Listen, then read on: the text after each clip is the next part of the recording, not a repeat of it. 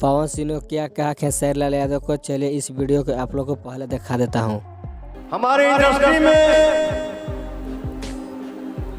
कुछ ऐसे कलाकार हैं जो आज सौरी में से निकल रहा। पवन सिंह ने बोला खेसारी लाल को वह अभी बच्चा है और वह अभी सौरी से निकला हुआ है, इसलिए मेरे से तुलना नहीं कर सकता है। खेसारी लाल ने क्या कुछ कहा है पवन सिंह के बारे में, चलिए मैं उस वीडियो को भी दिखा देता हूं, तो देखिए यह वीडियो। अच्छा नहीं बातें करें। खेसारी भैया और पवन भैया एक साथ मंच पर कहिया दिखाई दी। उम्र के हिसाब से सब कुछ अच्छा भी लगेगा।